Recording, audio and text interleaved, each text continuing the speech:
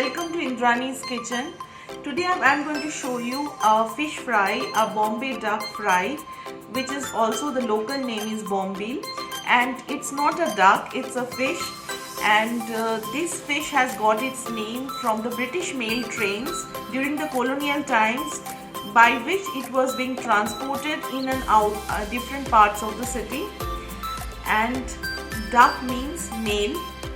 So today I am going to first clean the fish and then make boneless parts of it, and coat it in rice flour and semolina and deep fry it. So I got the fishes cleaned from the vendor only.